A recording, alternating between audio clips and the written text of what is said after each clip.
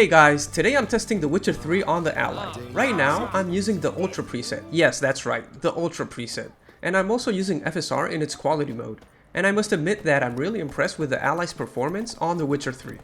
We can see that the Ally is averaging 31 FPS, and that the 1% lows are around 22 FPS. And this is at 15 watts. So, as we ramp up the power, I'm sure we'll see significantly higher FPS. Okay, so now I went to Armory Crate and manually set the APU power to 18 watts. This seems to be the sweet spot between power consumption and performance. So as long as you're on the go, setting the Ally to 18 watts makes a lot of sense for games like The Witcher 3. Well, and look at the FPS we're getting now, guys. The Ally is averaging 40 FPS, which is roughly a 30% performance increase over using 15 watts. So, 30% more performance and just a 20% increase in power. That's a win in my book. The 1% lows are also much higher now at 28 FPS, which is nearly a 50% increase when compared to using 15 watts. Okay guys, let's move on and use the Ally's turbo mode to see what performance increase we get over using 18 watts. And well, I'm not impressed at all. The Ally is using roughly 30% more power and is only averaging 2 FPS more than when we set the Ally to 18 watts. So, 30% power increase for a 5% performance increase, getting us an average of 42 FPS. Using the turbo mode doesn't seem to make much sense at 720p. Maybe we can see a greater performance difference at 1080p between using 18 and 25 watts. Moving to 1080p, I needed to lower the graphics preset. I'm using the high preset instead of the ultra preset now, and I also needed to use a different upscaling quality. I'm now using FSR Performance as upscaling method, but even after this, the Ally struggles to keep a consistent 30 FPS experience at 15 watts. We can see that the Ally is averaging 28 FPS, which still feels smooth on the Ally screen, but isn't hitting that 30 FPS mark that is like the bare minimum FPS we want to be seeing. Okay, now I configured the Ally to use 18 watts instead of 15 watts. I'm still using the high preset at 1080p, just as in the previous test. And we can see that just by feeding the Ally an extra 3 watts, it is now able to sustain an average frame rate that is above 30 FPS at all times.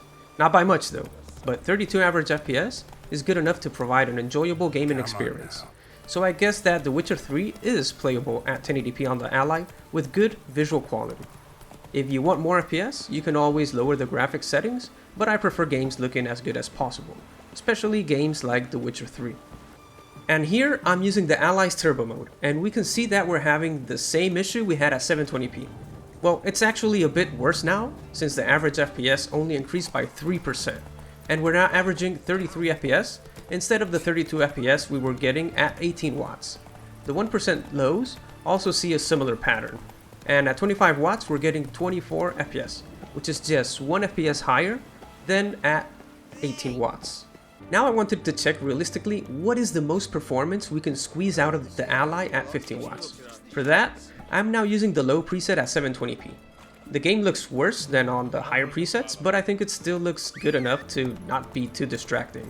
So, by lowering the graphics to low, we're now averaging 47 FPS, which is really good and feels like a high refresh rate experience on the Ally's screen. And the last thing I wanted to test before moving on to my custom settings is enabling ray tracing. So I've enabled ray tracing at 720p. The Ally is configured to use 25 watts of power, so it's in its turbo mode. I'm using the low graphics preset and FSR Performance.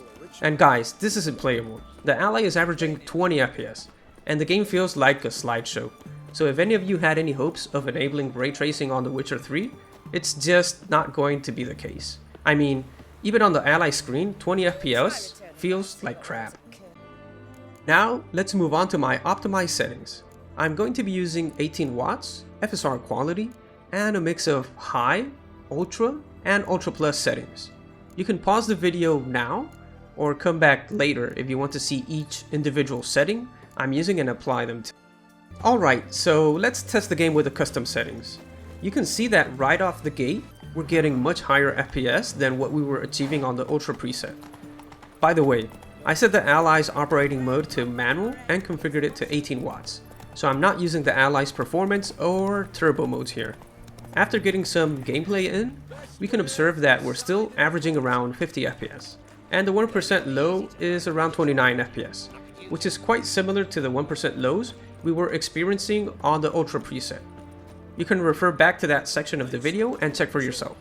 Alright guys, so The Witcher 3 is definitely playable on the Ally, even when using the highest graphics presets.